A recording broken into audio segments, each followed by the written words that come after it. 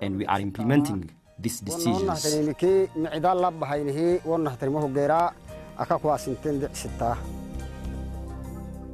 The region's HIV/AIDS Prevention and Control Office, in collaboration with the region's Health Bureau, has been engaged in the expansion of HIV testing centers in a bid to support the voluntary testing service, as well as to ensure the sustainability of the already observed behavioral changes. With respect to this, the kind of HIV testing service that 4 years ago was only available at Dubti Hospital is now available at 15 centers in various parts of the region. Given the large surface area of the region, the scattered nature of people's settlements, transport problems, and the ever-increasing demand of the people to take HIV tests, these HIV test centers are, of course, insufficient in terms of both numbers and service capacity. People who have tested HIV positive are unable to openly speak out about their condition. This is because of the irrational view that anyone who has tested positive would dishonor or discredit the good reputation of the clan or family to which he or she belongs. However, there are HIV positive people who have come out to disclose their condition. Hussein is the first Afar national to publicly disclose that he lives with the virus. Really, I am extremely happy to know my health condition. Firstly, I protect myself and my family from the disaster caused by HIV/AIDS.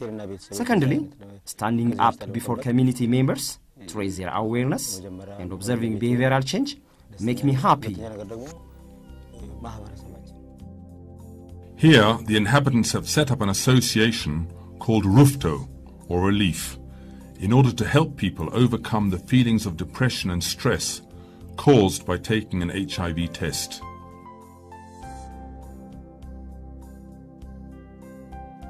Members of the Rufto Association have made a significant contribution to prolonging the life of people living with the virus by launching anti-HIV treatment. As part of the recently launched National Anti-HIV Treatment Program, treatment has begun free of charge in Dubti Hospital. This has enabled some pastoralists coming to the hospital for whatever illness to take HIV tests and has encouraged them to know their serostatus.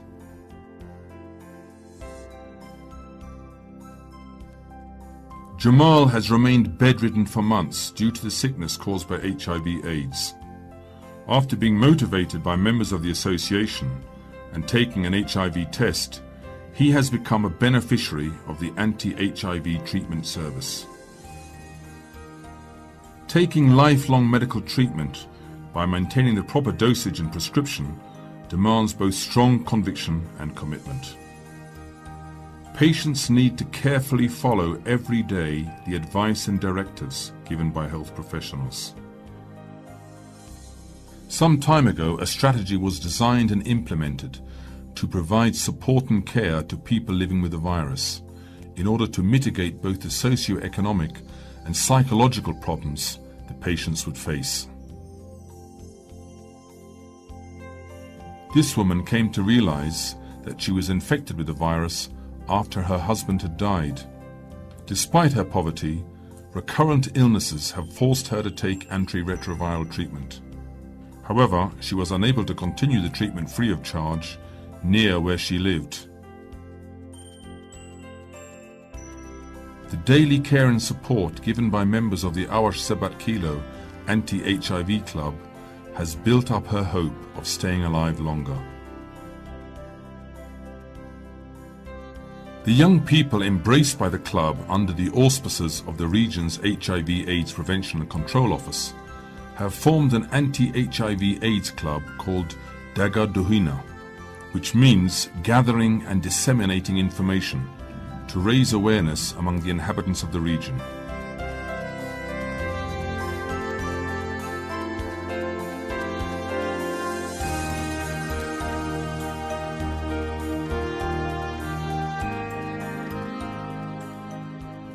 Well known for their use of the traditional information exchange method referred to earlier, Afars are proving that they can protect themselves from the epidemic, while getting access to the latest information on a daily basis.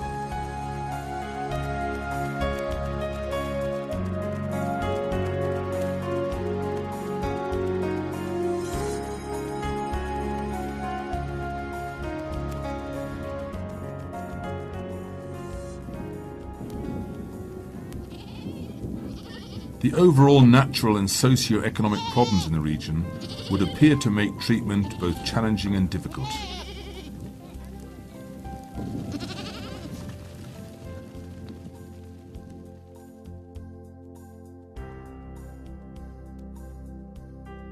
After getting married with his current wife under inherited marriage customs, Hamdou Yukiso knows he is living with the virus. Due to the economic stress caused by the disease, he is unable to generate any income, but has started taking anti-HIV treatment, traveling 60 kilometers from his village. He usually takes the drugs properly by turning on the radio and waiting for the announcement about the exact time of day drugs should be taken. The ongoing integrated HIV/AIDS prevention and control activities in the region incorporate mother-to-child HIV transmission treatment. And this service has recently been launched at Dubti Hospital, in Awash Sebat Kilo and Aisaita health centers. Expectant women visiting the hospitals and health centers for reproductive health-related treatment need to get the green light from their husbands for HIV tests.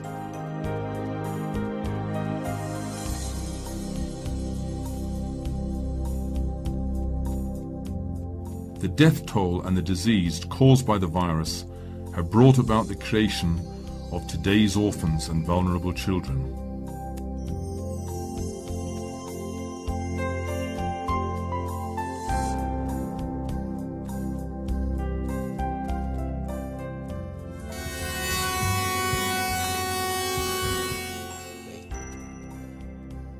These children are being looked after by various organizations which provide proper care and support.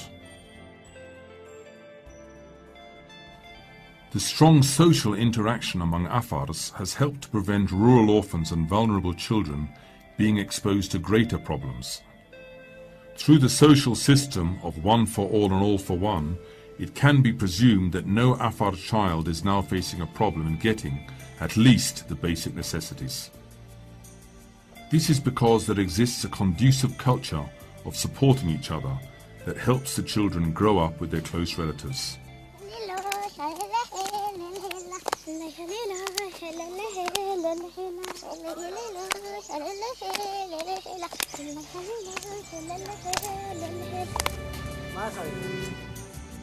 The region's HIV/AIDS Prevention and Control Office has been sustaining the life of the children by providing permanent support to the foster families.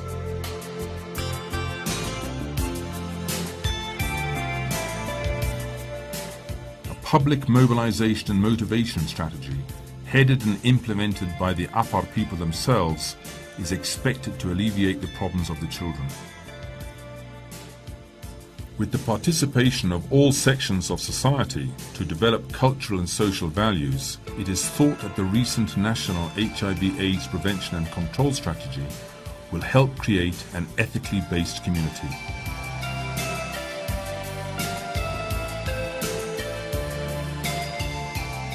In this regard, religious and clan leaders, as well as political figures, have decisive roles to play in properly implementing the strategy in line with the region's existing situation.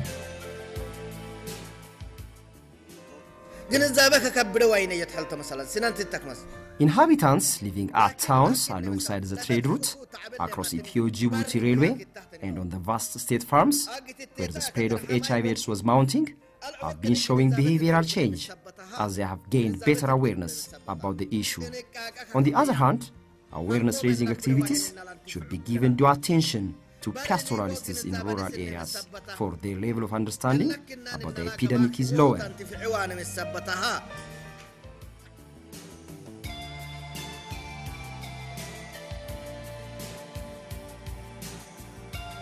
Residents of Dalfage have now found a way out to protect themselves from HIV, benefiting from community dialogues. Maintaining their long-standing culture of meditation held under the shade of a tree, they go deep into their consciousness. Recalling past events and incidents that could have made them liable to be exposed to HIV transmission, they start meditating. Then, at the end, each of them presents the real experiences they brought to mind during meditation and hold discussions. Eventually, on behalf of a clan or a religious leader, a resolution will be presented. The residents have so far been implementing decisions made on the avoidance of inheritance marriage and female genital mutilation.